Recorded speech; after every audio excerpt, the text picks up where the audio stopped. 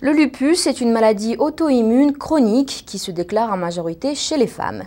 Aucun traitement efficace n'a jamais été proposé pour lutter contre cette maladie. Mais au mois de mars dernier, après 10 années de recherche et d'essais, les États-Unis sont devenus le premier pays à proposer un médicament, le Benlysta, pouvant soulager les personnes souffrant du lupus. Nos correspondants ont rencontré plusieurs experts qui nous en disent plus sur cette maladie et son traitement. Le lupus est une maladie chronique auto-immune. Le système immunitaire s'attaque aux cellules de l'organisme et détruit les tissus du corps en bonne santé. Début mars 2011, les États-Unis sont devenus le premier pays au monde à proposer le médicament Benlysta à des patients atteints de lupus. Bien que ce ne soit pas un remède apportant la guérison, ce médicament redonne espoir aux patients souffrant du lupus. Le Benlysta est important car il est le premier médicament à être approuvé pour les cas de lupus depuis plus de 50 ans. Jamila est atteinte de lupus depuis 1989. À l'époque, le médecin s'était trompé à 3 reprises dans son diagnostic avant de découvrir qu'elle souffrait de lupus. Les symptômes présentés par cette jeune femme, des douleurs articulaires dans tout le corps. Le lupus est une maladie qui n'attire pas l'attention des médias. Pendant de nombreuses années, ce n'était pas quelque chose dont on parlait beaucoup. Il n'y avait pas de téléthon pour cette maladie, ni personne qui mette la maladie en avant afin que les gens puissent en être informés. C'est le genre de maladie dont on entend parler seulement si une personne de la famille en souffre. Le lupus est connu comme maladie féminine. 90% des personnes atteintes sont des femmes. La majorité des patientes sont d'origine asiatique, africaine et hispanique. La maladie est rare chez les femmes de race blanche. Selon le Dr Cynthia Runau, chercheuse au Centre des maladies auto-immunes de l'Institut Feinstein, les gènes et l'environnement de vie sont d'importants facteurs déclenchant du lupus, mais la cause exacte reste inconnue.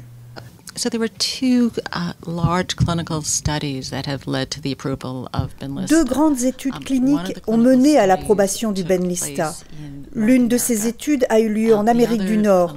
L'autre s'est déroulée en dehors de l'Amérique du Nord, notamment en Asie du Sud-Est, en Asie et en Amérique du Sud.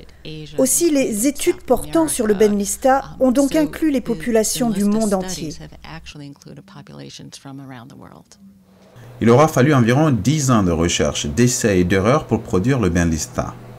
Le docteur Betty Diamond préside le Centre des maladies auto-immunes et autres syndromes musculo-squelettiques à l'Institut de recherche médicale Feinstein à Long Island, New York. Elle explique comment le Benlysta permet de réduire et neutraliser le nombre de lymphocytes B qui attaquent le corps du patient. En donnant du Benlysta aux patients, vous diminuez le nombre total de cellules B présentes dans la circulation sanguine. Cela produit des changements dans la quantité d'anticorps produits, les anticorps qui contribuent justement à la maladie, et cela influe sur les cellules B, qui survivent ou non, ce qui rétablit un équilibre en faveur des cellules B, très importante pour la protection des infections, tout en diminuant les cellules B qui provoquent des lésions tissulaires dans le corps.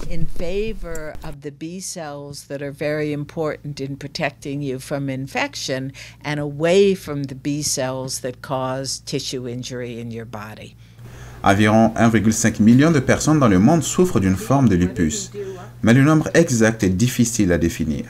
Cette maladie est compliquée et peut être donc sous-diagnostiquée ou mal diagnostiquée. Lorsque j'ai appris que je souffrais de lupus, il n'y avait pas trop de traitements prometteurs. Après que j'ai lu de nombreuses informations sur le sujet, la situation semblait plutôt sombre. Donc, portant cette maladie depuis de nombreuses années et après avoir suivi les différents essais, c'est vraiment encourageant qu'il y ait enfin un vrai médicament juste pour le lupus.